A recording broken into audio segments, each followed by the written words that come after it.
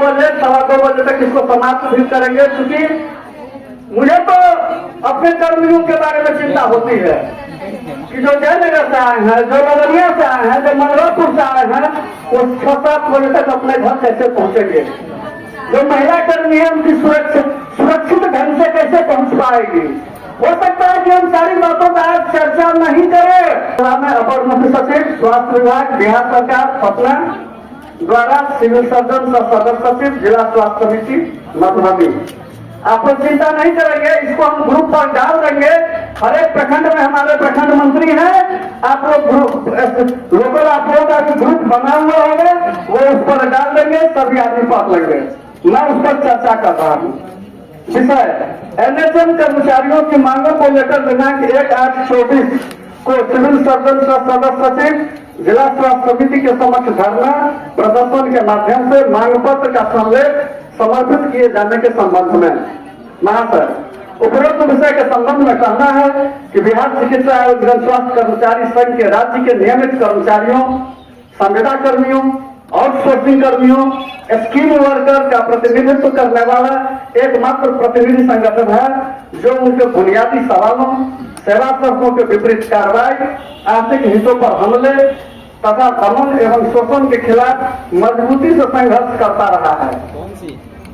राज्य स्वास्थ्य समिति बिहार पटना द्वारा विगत दिनों राज्य के एनएचएम कर्मियों के लिए बाध्यकारी स्मार्टफोन के माध्यम से FRAS विधि से उपस्थित दर्ज करने का भेदभावपूर्ण आदेश जारी किया गया है, जिसका बिहार चिकित्सा एवं जन स्वास्थ्य कर्मचारी संघ कड़ा विरोध करता है। महोदय, आप अवगत है कि समान काम के बदले समान वेतन के अवधारणा के विपरीत एनएचएम कर्मियों, ANM, A ग्रेड नर्स, सामुदायिक स्वास्थ्य पदाधिकारी CHO, स्वास्थ्य समिति के सभी कर्मी, काउंसिलर, प्रखंड MNDE, RBS के कर्मी, pharmacist, lab technician, x ray technician, RNTCP कर्मी के अल्प वेतन मानदेय के बावजूद माह अप्रैल 24 से ही वेतन मानदेय का भुगतान लंबित है। अधिकांश स्वास्थ्य उपकेंद्रों तथा अपना अस्थायी भवन, कर्मचारियों का आवासीय सुविधा, शौचालय, स्वच्छ पेयजल तथा बिजली एवं वाईफाई इत्यादि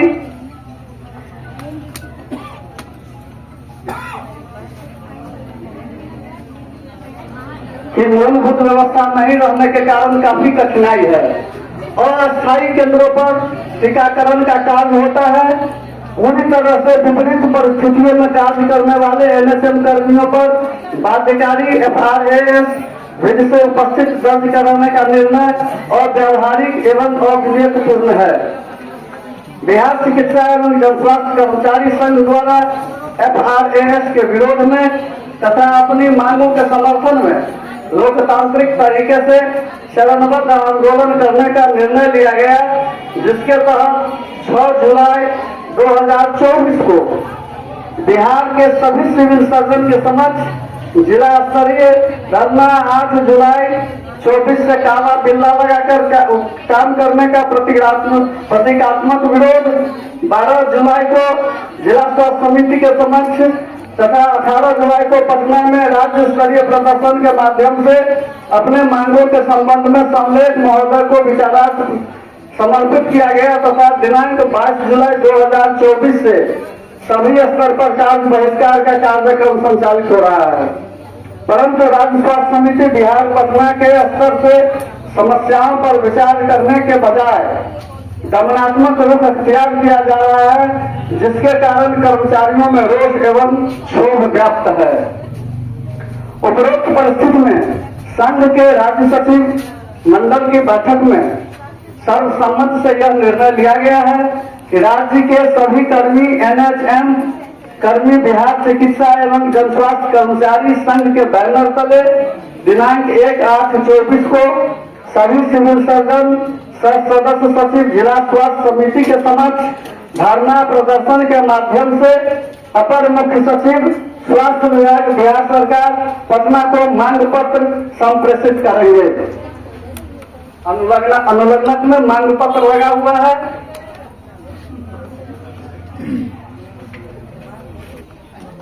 मांग पत्र में पहला, समान कार्य के बदले समान वेतन दिया जाए। अपने इस पर हम लोग चर्चा कर चुके हैं।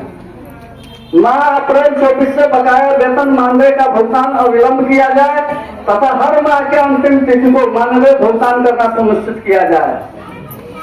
साथियों, एक नियम है, बिहार सरकार का नियम है, आप लोग जान ले, सेवा संहिता में लिखा हुआ है कि जिस दिन आप 30 दिन आप अगर काम करते हैं तो 30वां दिन आपको वेतन मिल, आपके खाते में वेतन चला जाना चाहिए। 30वां दिन अगर छुट्टी है तो एक दिन पहले यानी 29वां दिन ही आपके खाते में पूरे महीना का वेतन जाना चाहिए। यह बिहार सरकार का नियम है। इस नियम को लागू होना चाहिए। जब नियम सरकार ने बनाया तो उसको लागू करने के लिए बनाया। नियम हमारे कर्मी नहीं तोड़ते हैं, वेतन नहीं देने वाले पदाधिकारी बिहार सरकार का वेतन नियम तोड़ रहे हैं।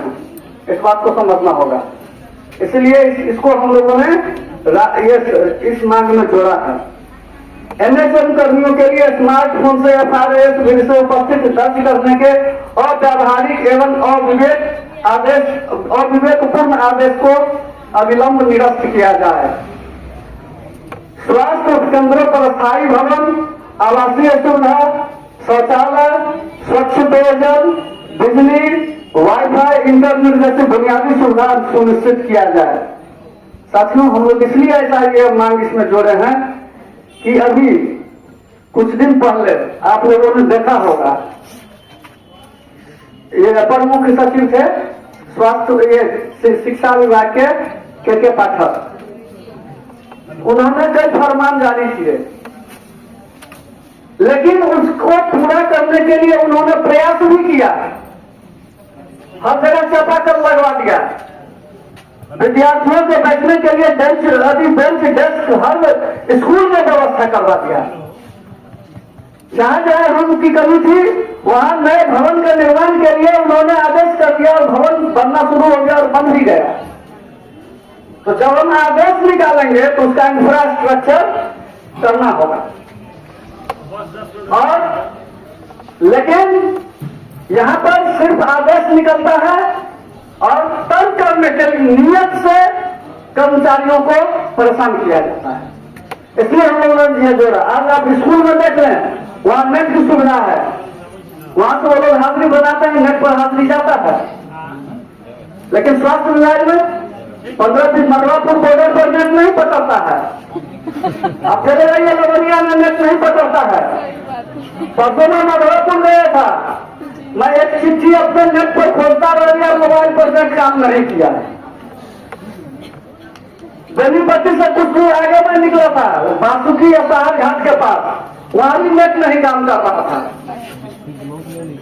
तो ऐसे में नेट पर हाजिरी बनाना, सिर्फ हाजिरी बनाना ही नहीं, टेली कंसल्टेंसी, ई संजीवनी, तो यहाँ तो मौखिक आदेश निकाल दिया गया है, सुन रहे कि ई संजीवनी को बंद कर दिया गया है।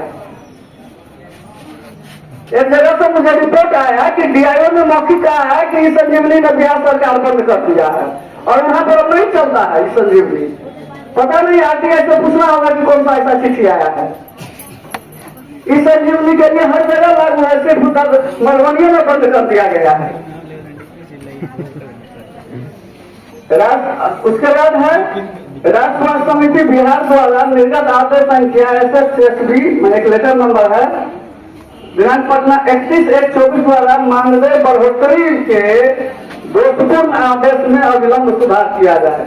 कुछ CSO हमसे बात कर रहे थे कि हम लोगों का वेतन में क्यों नहीं बढ़ोतरी होती है। हम लोगों ने इसको जोड़ा है इसीलिए कि उसमें जो यह दोषपूर्ण आदेश है, जिसमें बहुत सारे इसमें अनियमितताएं हैं, उसको सुधारे और सभी पद के लिए उसमें जोड़े। NHM के सभी कर्मियों पर मैं चर्चा कर रहा हूं, जहां जहां मैं गया हूं, जो हमसे मुखातिब हुए हैं उनसे मैं जरूर चर्चा किया हूं। अशोक कुमार चौधरी द्वारा कोई उच्चाधिकार प्राप्त समिति का अध्यक्ष बनाया गया था, उस कमेटी के बारे में मैंने चर्चा किया है। उसके बाद मैंने लिखा हूं कि NHM के सभी कर्मियों पर अशोक चौधरी की अध्यक्षता वाली उच्च स्तरीय समिति की अनुशंसाओं को लागू किया जाए। NHM के तहत संविदा पर कार्यरत सभी कर्मियों को बिना शर्त राज्य कर्मी का दर्जा दिया जाए। एनएचएम के अंतर्गत अन्य कर्मियों की भांति सीएसओ को भी समान रूप से वेतन, मानदेय में वृद्धि एवं अन्य सुविधाओं का लाभ दिया जाए। कार्यस्थल पर विशाखा जजमेंट के अनुरूप महिला कर्मियों की सुरक्षा की गारंटी सुनिश्चित की जाए। 46वें, 47वें, 48वें श्रम सम्मेलन के अनुशंसा के आलोक में न्यूनतम वैधानिक मजदूरी का भुगतान सभी संविदा कर्मियों को किया जाए। साथियों, इस पर मैं 2 बात बोलना चाहता हूँ, इसलिए मैं अभी 2-3 और बाकी है, उसको मैं बाद में पढ़ूंगा। हम लोग के यहाँ राजमिस्त्री काम करते हैं, बढ़ई काम करते हैं, सबके घर में काम किए होंगे। अभी उनका रोज का मजदूरी कितना है? दैनिक मजदूरी 700 रुपये। वो कहते हैं क्या कि हम स्किल्ड लेबर हैं, स्किल्ड लेबर हैं, इसलिए हमारा दैनिक मजदूरी 700 रुपये। पढ़े कितने हैं, पहला पास है कि 8वां पास है, इसकी गारंटी नहीं है। लेकिन हमारे एएनएम जो संविदा पर है, ये तो कम से कम 2 साल का ट्रेनिंग और मैट्रिक करके कम से कम इतना तो आए हैं, इंटर करके आए हैं। ये तो स्किल्ड लेबर ऐसे ही है। तो 30 दिन का 21,000 रुपया होना चाहिए। मिलता कितना है? अभी बोल रहे थे 13,000 रुपया। स्किल्ड लेबर के बराबर भी इनको पैसा नहीं मिलता है। मैं आपको हकीकत से रूबरू करा रहा हूं। सरकार कितना पक्ष में सोचती है, पदाधिकारी कितना पक्ष में सोचता है। एक भी पदाधिकारी का अपना बताएंगे जो सरकार को लिखा हो कि बढ़ाई को भी 700 रुपया मिलता है, कम से कम एएनएम का भी 700 रुपये प्रतिदिन के हिसाब से 21,000 कर दिया जाए। कहीं कोई चिट्ठी गई है? पूछिए तो कोई पदाधिकारी लिखा है? सिर्फ मुंह से कहने के लिए कि हम आप ही के सुविधा के लिए तो हम यहाँ पदाधिकारी बन बैठे हैं। अरे अपनी सुविधा के लिए बन बैठे हो, ये तो हो ना तो झूठ मूठ क्यों बोलते हो? एफटीएस, आरएमएन, सीएचओ प्लस एनएमसीडी एवं ब्लड बैंक में कार्यरत कर्मियों के मानदेय में बढ़ोतरी में व्याप्त विसंगति को दूर किया जाए एवं परिवार कल्याण कार्यकर्ता के पद पर समायोजन किया जाए। भारत सरकार के स्वास्थ्य मंत्रालय एवं परिवार कल्याण के मिशन निदेशक DO 731/22 NSL 1 दिनांक 29 अगस्त के निर्देशानुसार CPSC के निर्देशानुसार बिहार में सीएसओ के कैडर का निर्माण करते हुए जल्द से जल्द नियमितीकरण किया। 10 सूत्री मांग के लिए हम लोग चर्चा किए थे, लेकिन 2-3 दिन के अंदर मैं जहां जहां घूमा हूं, कम से कम 7-8 ब्लॉक घूमा हूं और हर जगह सीएसओ से मैं मुखातिब हुआ हूं। और जब मैंने सुना तो मैंने इस बात की चर्चा की और 2 मांग सिर्फ सीएसओ के लिए अलग से हम लोगों ने जताया, इसलिए आज यह 12 सूत्री मांग हो गया। साथियों, यही मांग पत्र आज जाएगा हमारे चंदन जी पर और महिला कर्मी का शकुंतला जी, आप